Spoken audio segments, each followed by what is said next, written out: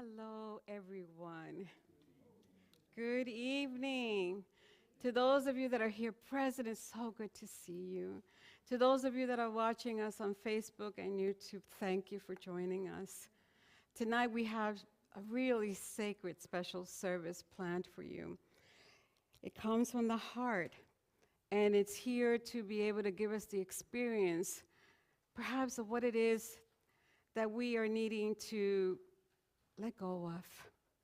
This is quite a sacred night. Tonight we're going to be simulating, as you can see, a Seder Passover meal. And we're going to be able to hear the readings of the last words that Jesus spoke on this earthly realm, and last opportunity to give us final lessons. And so we'll be able to take those words that he spoke and give you a metaphysical interpretation so you will know how they apply in your life, how you can use them for yourself. And finally, at the end of the ceremony, our service, we're going to have a releasing ceremony, because this is what it's all about. This is what the season has been about letting go and allowing ourselves to be a greater reflection of the divine essence that we are, pure love. And so we will do that at our very end. Today I want to welcome our guest musician, Kellyanne Benkoski. I'm so happy that she was able to join us tonight. And I want to thank Gary for the amazing work that he has done. But for now, all I want us to do is to begin to prepare our hearts and our minds. See, this service is really a reflective, meditative service to give you an opportunity to connect with spirit within, going into your inner sanctuary and to listen to the still small voice. Listening to that voice that will reveal to you what is yours to release and what is yours to embrace. And so because of the nature of the service, we will only ask you to give us the love offerings that you feel led to as you leave. There is a lot going on in this service. In a few minutes, the ushers will be escorting you or dismissing you from your aisle so that you can come up and partake of this Seder meal. And as you pass through the table of the Seder, you will be able to pick up a rock that you will take back to your seat, which will be used later on as part of the ceremony of releasing. So I'm going to invite you right now to begin to prepare our hearts and our minds.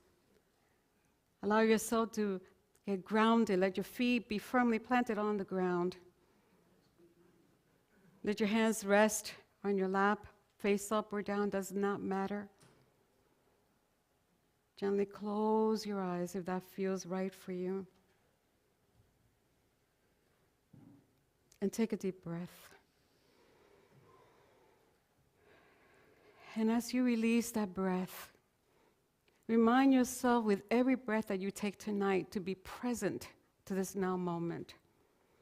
Right here, right now, Spirit wants to speak to you. Be present. Set that intention with every breath that you take. Allow yourself to be open and receptive to what it is that wants to reveal itself to you tonight. For there is something amazing happening in our lives.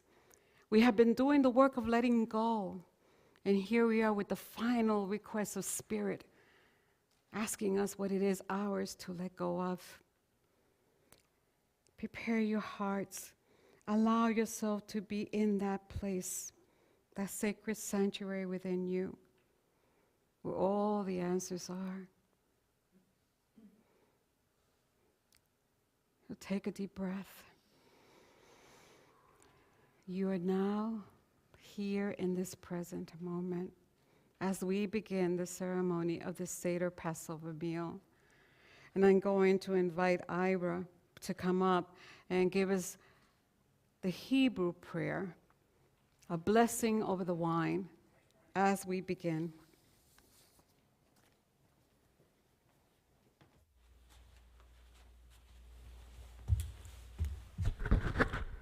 Thank you, Reverend Luce. I don't know if any of you are aware, but the French, the Italian, and the Hebrews all have one big thing in common, and that's our love of wine. But that's where the similarity ends, because you see, the French and Italian have thousands of labels of dry wine that they drink. The Hebrews like a sweet wine. And we like it so much that on the Seder, throughout the course of the meal, we'll drink 4 cups of wine.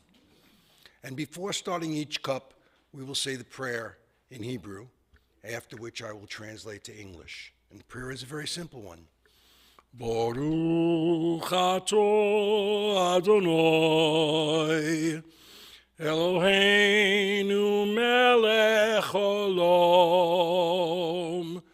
borei pri hagofen, which translated into English is, Blessed art thou, O Lord, who give us the fruit of the vine.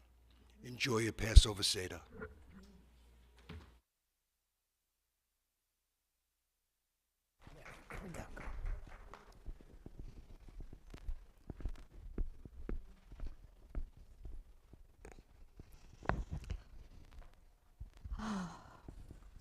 First of all, I just want to say what a wonderful thing it is to be with my Unity family.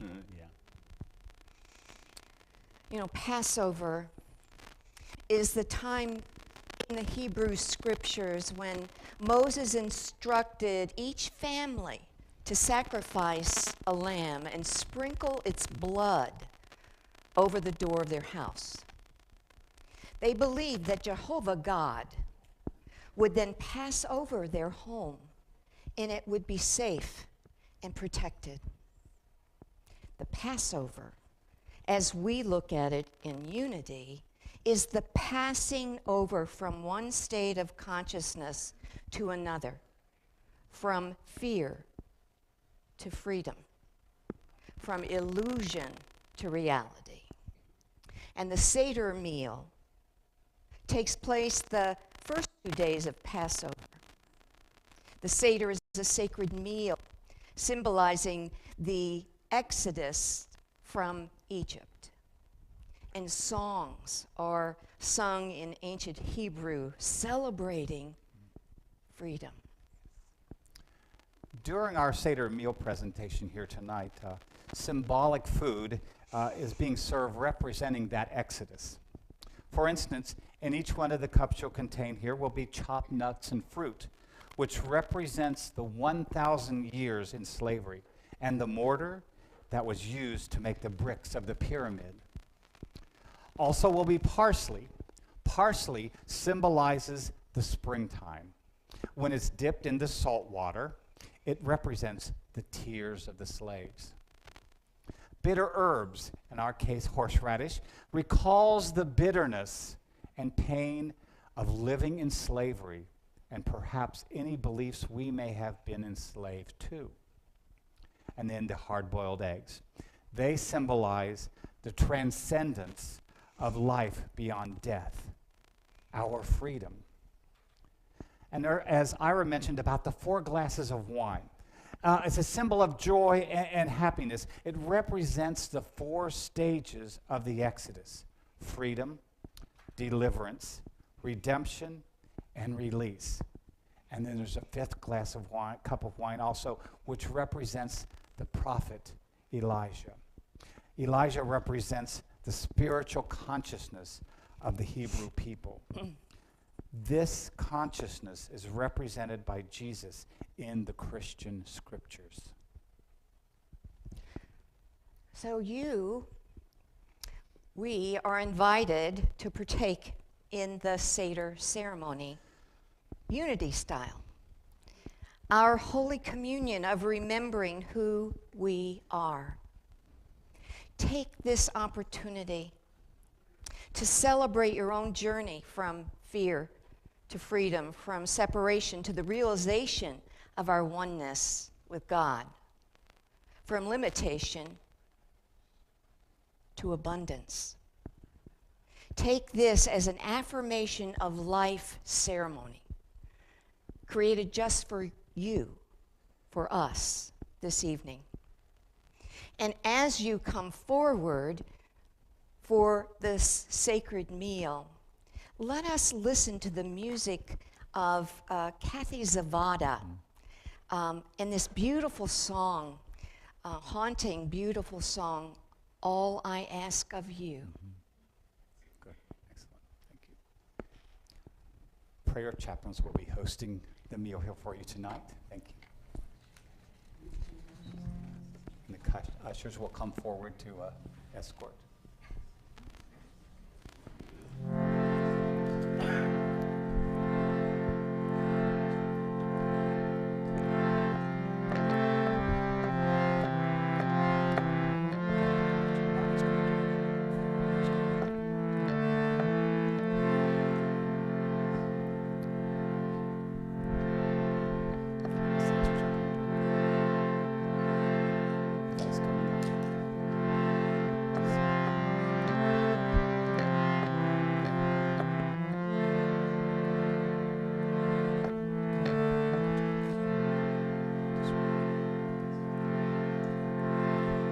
All I ask of you is forever to remember me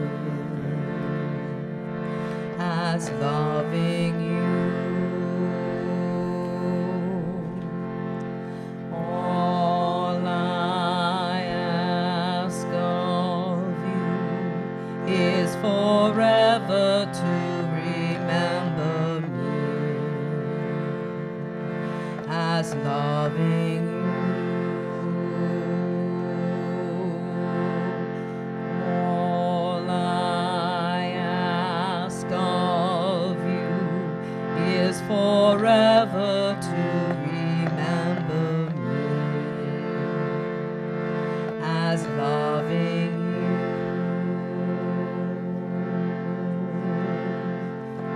All I ask of you is forever to remember me as loving you.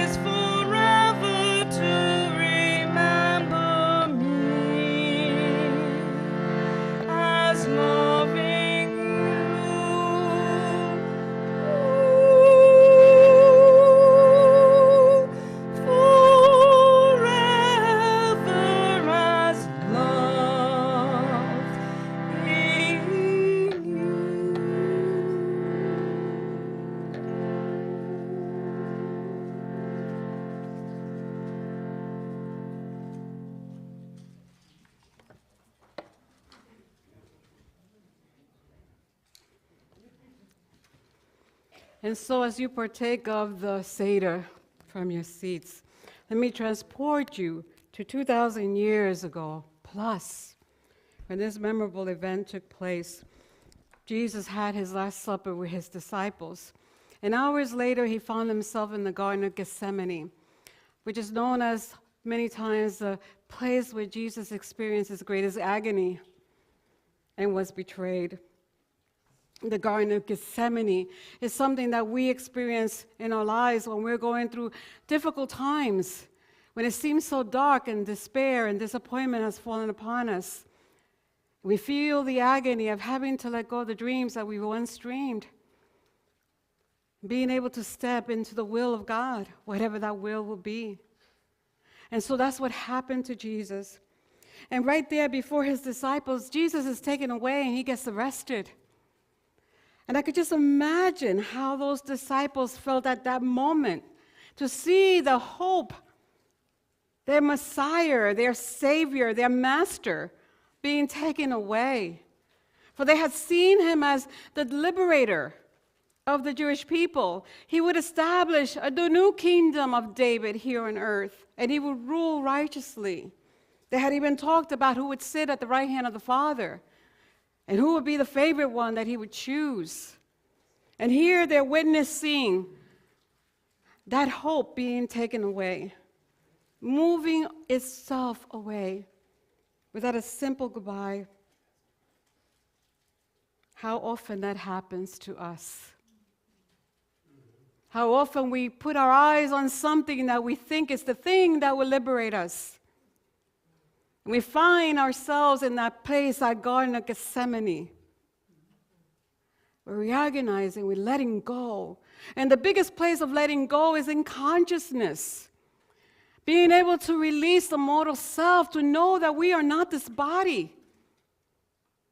And Jesus became aware of that at the Garden of Gethsemane when he said, "Not my will, but thy will be done."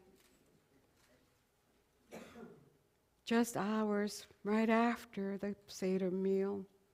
In unity, we acknowledge the crucifixion, but we don't see it as a symbol of defeat. The crucifixion of Jesus represents the wiping away of our personality. Those things out of the consciousness that are not true about us. Those things in consciousness that limit us. We want to crucify them. And sometimes we don't want to let them go because we have identified ourselves with them. We've believed that we are those things that we have believed about ourselves. And so we don't see this day as a day of sorrow, as many Christians in the community see it. We see it as a day to come and be in sacred contemplation. As you make the choice to release whatever it is that Spirit is asking you to do, to release and let go. You've done the work this Lent season. This is the final hour to be able to renounce what is not rightly yours to hold on to. And so we begin to move into this segment of the service where we will listen to the last words of Jesus, one by one. And you will have an affirmation at the end of that word after we give you the metaphysical interpretation. And at that time, I want you to really go within and listen. In the silence, you will hear more than you've ever heard in words. Go within to your heart.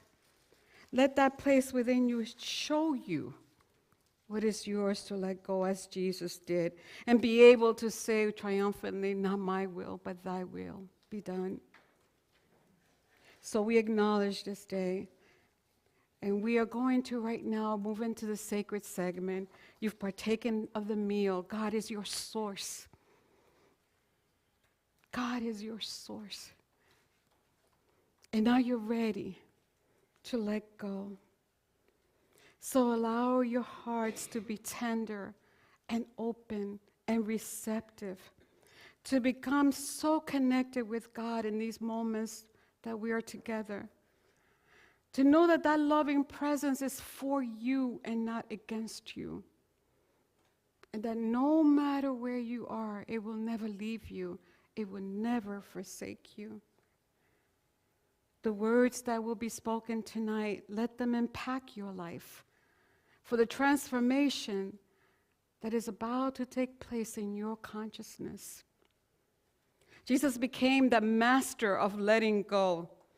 He went beyond to the point where he was no longer afraid. Fear had no control or dominion over him. He was not bound by the mortal self. He knew what he was going to face, but he knew something greater would come that Easter morning. He knew without a doubt that the splendor of light that was within him was his divine essence, divine pure love, his divine nature. And so when his body was removed from the cross, he was laid at the tomb, and the large rock was rolled over it to cover the entrance so no one would come in. But in that darkness of the tomb, something marvelous was happening. Something marvelous is happening in that place within ourselves as we begin to let go even more tonight. And so, take a breath. Be here now as you listen to the first word. And between each and every single word, there'll be a moment where Kelly will take us into the silence to hear what is I need to release, what you need to release. And so it is.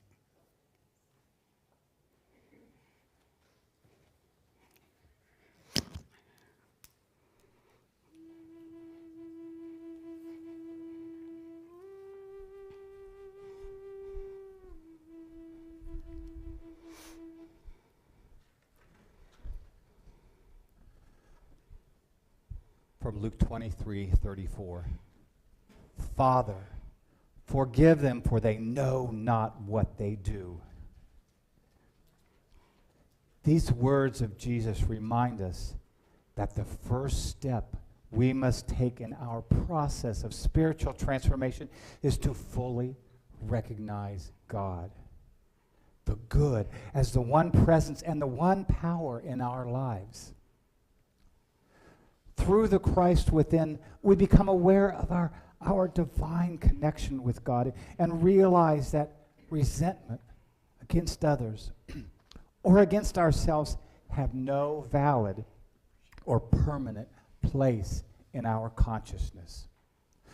Although this depth of forgiveness takes greater spiritual understanding through our connection with divine mind, we are able to see more clearly that unforgiving thoughts are nothing but obstacles to be overcome as we learn to better express our divine nature. You know, one of the most destructive emotions that holds us captive is the anger and resentment we hold against those we perceive as having harmed or hurt us. As long as we hold to these hurts or to the guilt because we have harmed another, we cannot enter into the full realization of the kingdom of God. Through forgiveness, however, we are able to release both ourselves and others to the highest good for all, and then take our next step in our spiritual journey. So we affirm, the Christ in me forgives all human hurts. I now fully and freely forgive and release all persons and situations that need forgiving and releasing. I am now ready to receive my good. So take those words into contemplation and silence.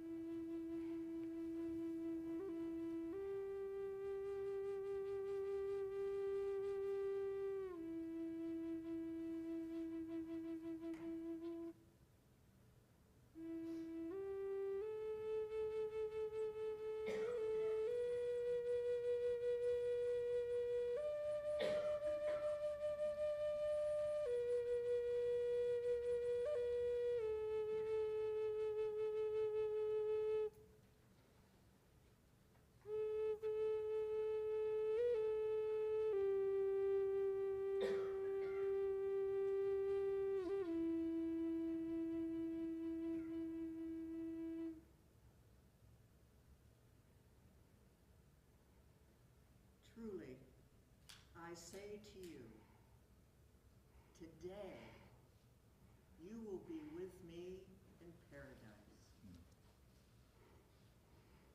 These words remind us that Jesus was not the only one being crucified that day.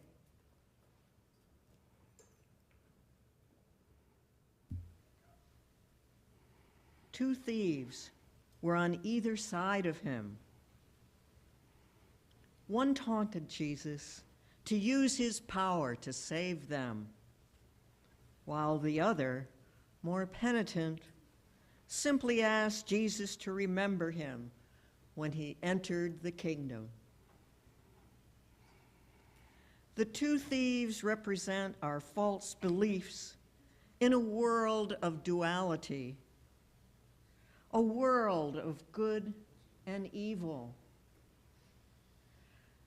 During times of trial in our lives, we can take either the attitude of the first criminal and condemn or resist, or act as the second man did and admit our limitations and wrongdoings and ask for mercy. The two thieves are also thought to represent the past and the future. Often, we find ourselves struggling in a world confused and torn between the past and the future. Indeed, whenever we cling to the past or spend too much time thinking of the future, we are prevented from fully experiencing our oneness with God. Jesus in the center, between the two thieves, represents the unconditional and perfect love of God, which flows to all people. No matter what we have done or how far short of the spiritual ideals that we have fallen, when we turn to the Christ within, we will all be in paradise. To be in paradise is to experience that state of high spiritual consciousness where we are fully present with God in the here and now. No matter the circumstances of our past or the concerns about the future, the way to paradise is through bringing all things to God in the present moment. God is the ever-present source and sustainer of all things. And through God, all things are possible.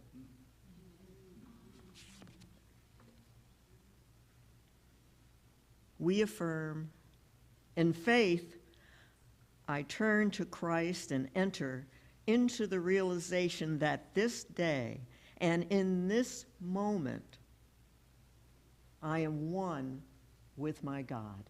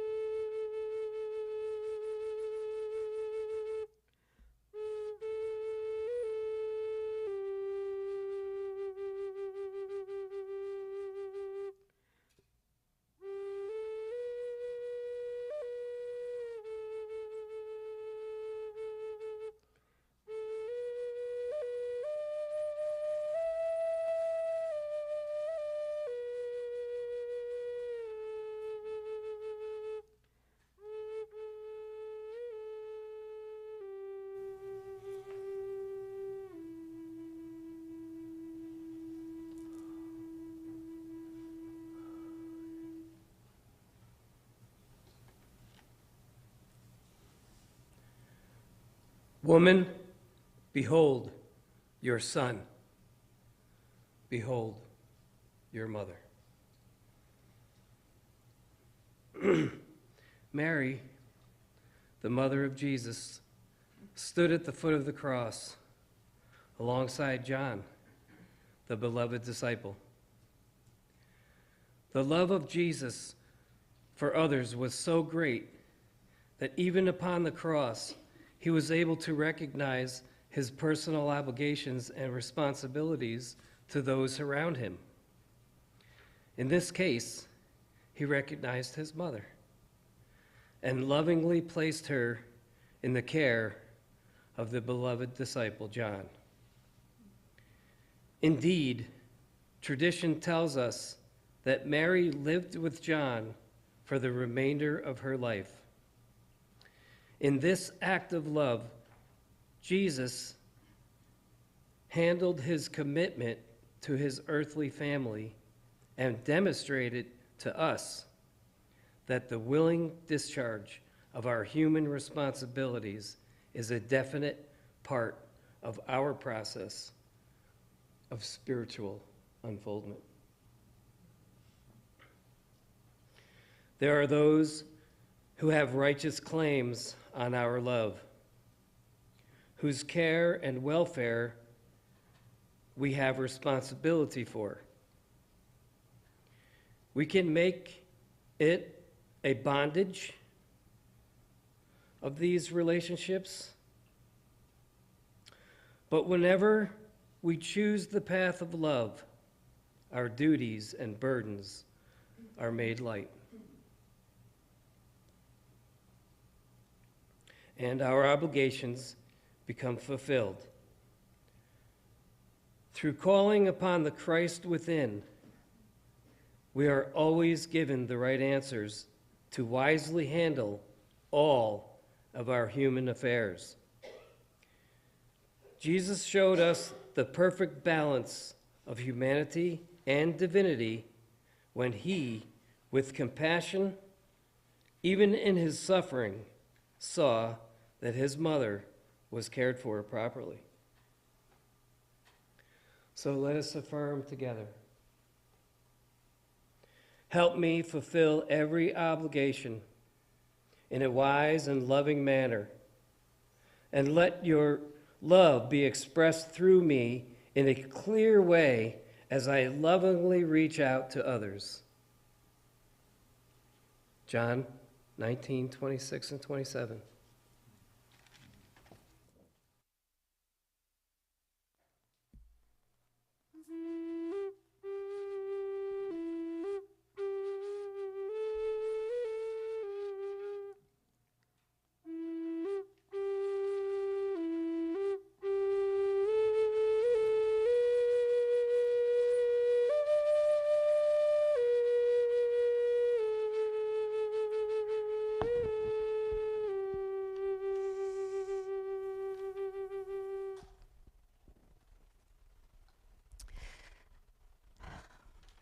The fourth word, my God, why hast thou forsaken me?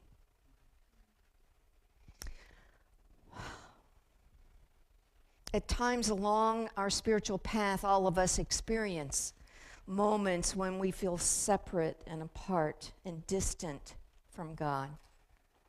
Even when we know better, we feel separate.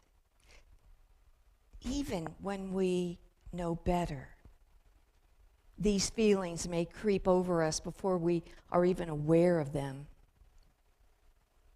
In this word, Jesus gave expression to those human fears and false beliefs held in consciousness whenever we lose sight of God. We should remind ourselves, however, that our experiences of crucifixion often represent times of crossing over from the human to the divine. They are times of crossing out all those fears and doubts which belong to the mortal mind. Sometimes, however, when we lose sight of God outside of us, we are more able to find the God within us. In the darkness of separation, the light of Spirit arises in the human heart. We learn that we must ourselves become the God to whom we cry and be free, and by feeling that last pang of separation, we find the eternal unity. So this fourth word expresses the distress of humanity in times when the world feels like it's forsaken us. While this is the cry of suffering, it's also the cry of deliverance. The opening verse of Psalm 22 says, "In thee our fathers trusted. They trusted, and thou didst deliver them. To thee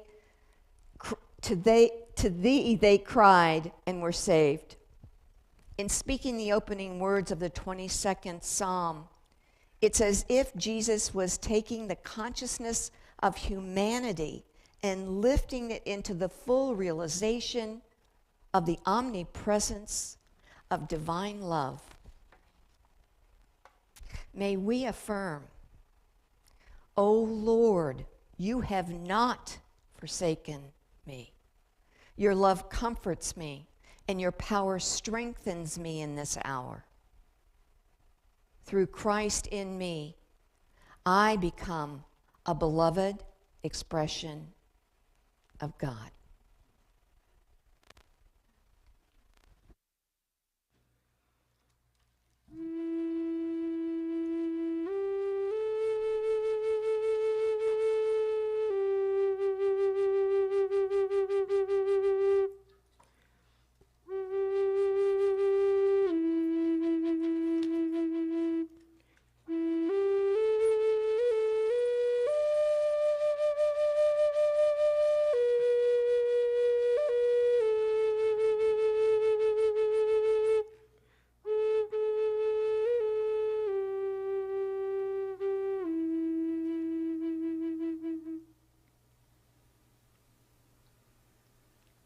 Fifth word is "I thirst."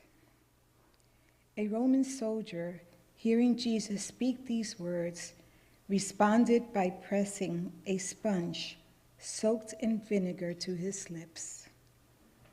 We can say it was the one act of compassion to Jesus during his time on the cross. This call of Jesus probably speaks less to the needs of the physical being and more to the thirst of the soul. In Psalm 143, we read, "My soul thirsts for thee like a parched land.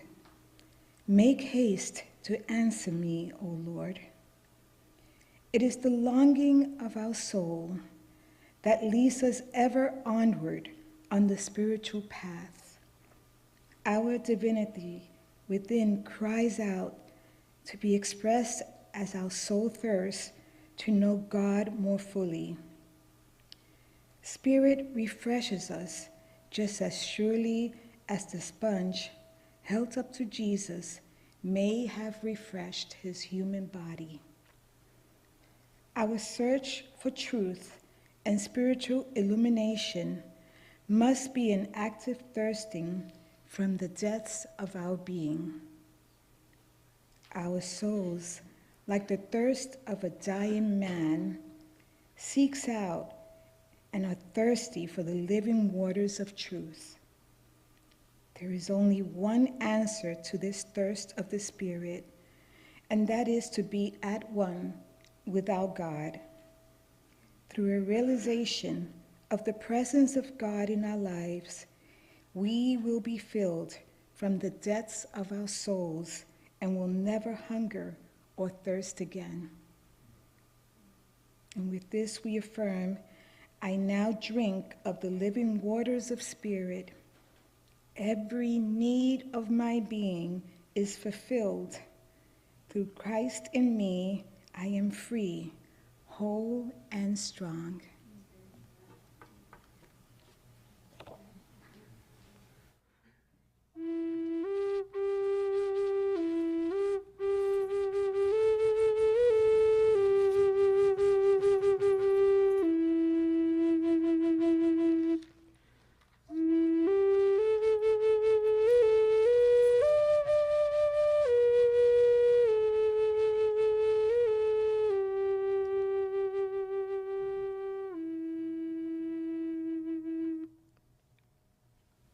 It is finished.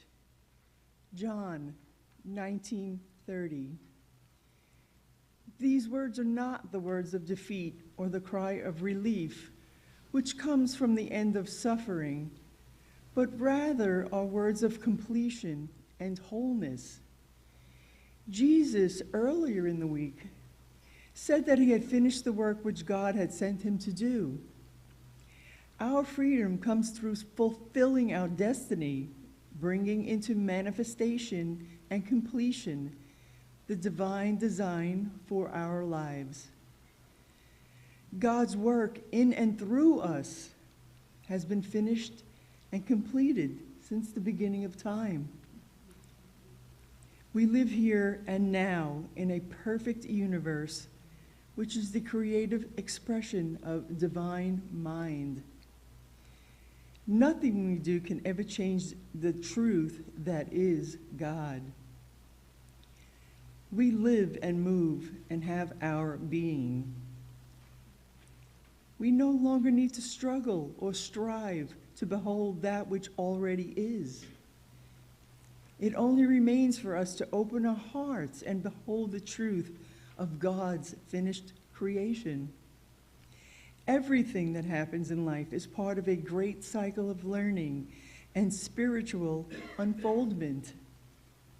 Even we are part of some lesson to be learned. Some people seem to have a harder time with lessons than others, and many may carry around a lot of unfinished business. Whenever we experience these difficult or painful periods in our lives, let us try to see what the real reason is for us. And once we know, let us release the pain and the situation, for as Jesus said, it is finished. The lesson is over. Examine your thoughts and let go of that which no longer serves you. Let go of the old and open to the new life which comes from the Christ within. And we affirm, God created me perfect, whole, and free.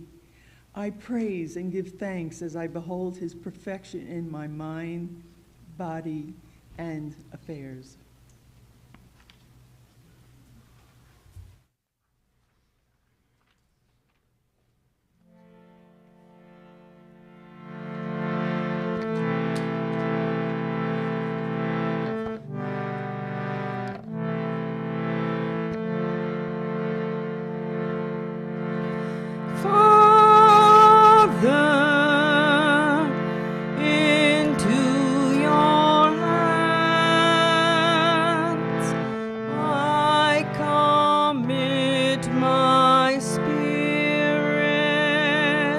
Join me.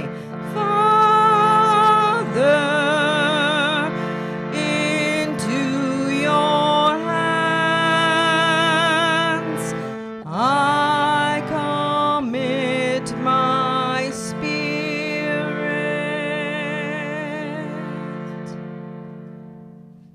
Can you sing that one more time?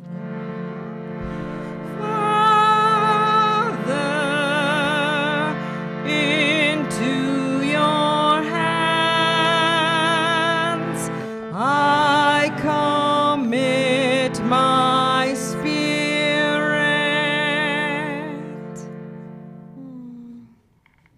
And the seventh word of Jesus. Father, into thy hands I commit my spirit. John chapter 19, verse 28. And with these words, these last words, came the complete surrender of Jesus to divine spirit. The whole of his life was to bring him to this point. The whole of our spiritual development is to enable us to come to a similar point of release and complete surrender. When we're able to set aside our personal will and our mortal self, we allow the presence of God to move in and through us as never-ending, never-failing love. Love is the most powerful force in the universe. It brought the universe into existence, and it is what binds everything together. When we take this final step in surrender, our entire being is uplifted through the activity of spirit, and we experience complete oneness with the Lord of our being. Through giving all that we are and have to the divine presence of God, we are able to complete the process of crucifixion, the crossing out of human limitations has been accomplished, and we are uplifted into Christ consciousness. We are ready to look forward to the resurrection and the new assurance of life that comes through God. This last step is a process of letting go, of letting go, of letting go, and letting God be God in and through our total being. The example of Jesus teaches us that what is possible when our faith is grounded in the truth that God is absolute good, and its will for each of us is to be whole, sound, and free. And when we know this in the depth of our being, we awaken fully to the light of spirit, and our souls enter into the kingdom of heaven, that place in consciousness where we become one with God. So we affirm tonight, through the power of the living Christ, say that with me, through the power of the living Christ, I surrender my soul, mind, and body to the glory and care of God. I release my total being, and I let God be God in me.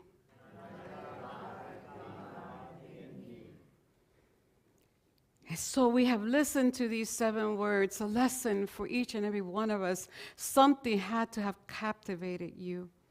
Something within you must have stirred and said, this is what I need to release.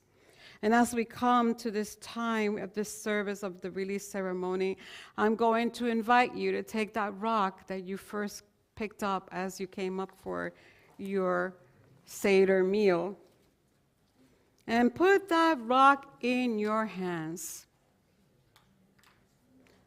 Hold it tightly close to your heart space. Is there anyone who doesn't have one? We'll wait a moment. We'll wait a moment. Take that rock and we'll wait a moment. Beautiful.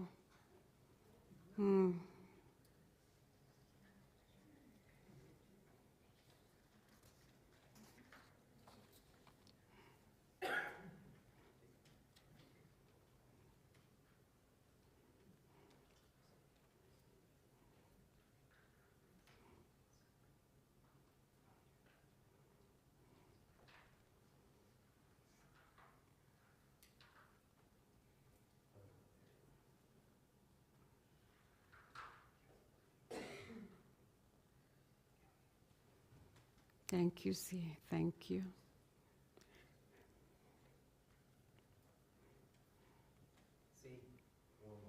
One more.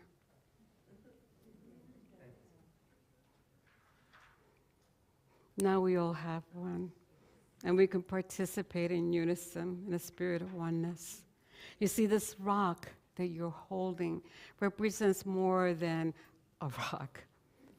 It represents the burden that you have been carrying, that thing within yourself that you have not yet released, that in you that hinders you and keeps you limited, keeps you from being the reflection of pure love.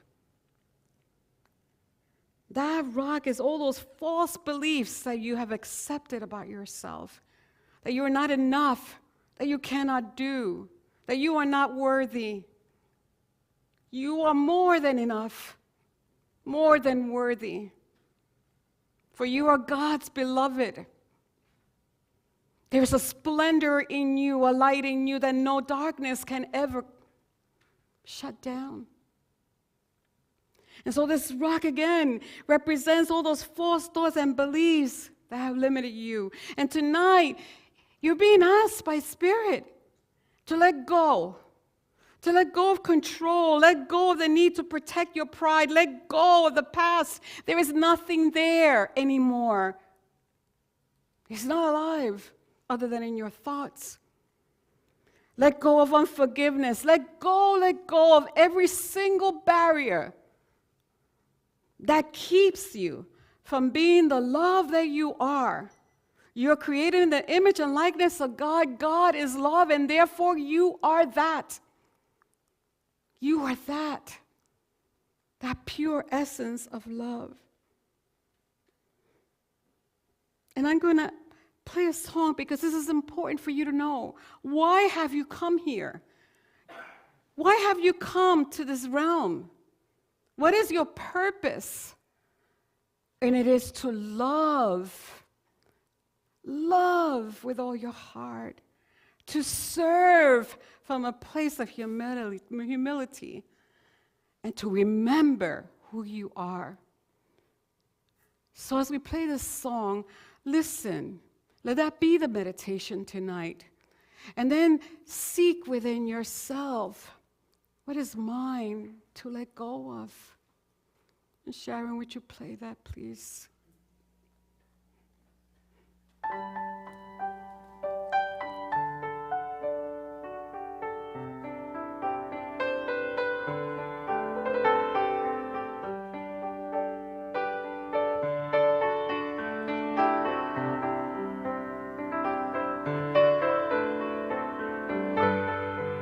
Why have we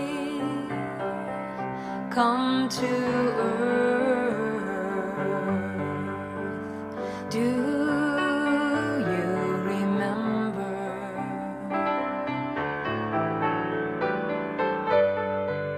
Why have we taken birth? Do you remember? To love, serve and remember. To love, serve and remember. Why have we come to earth? Do you remember?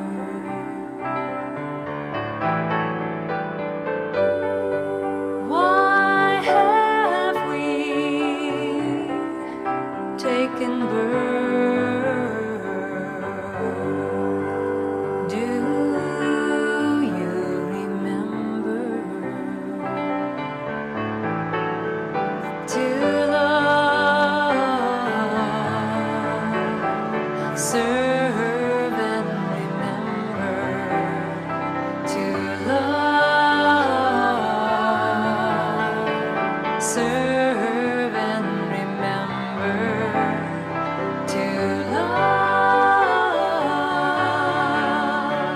serve and remember.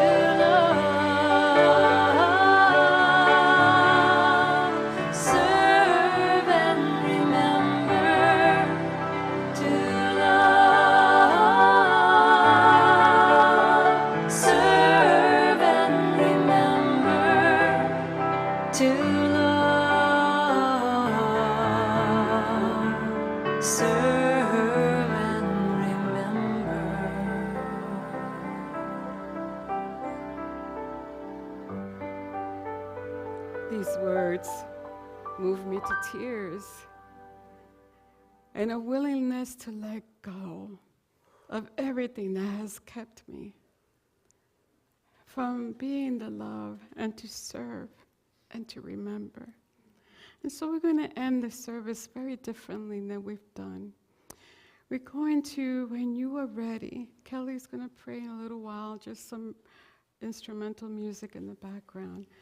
And as you're ready, as you hear what it is that you just no longer want to carry, no longer want to hold on to, you want to lay it at the tomb, want to bury it, and let the energy of that has held you back be transmuted into the energy that will rise you higher in consciousness to be the Christ presence that you are.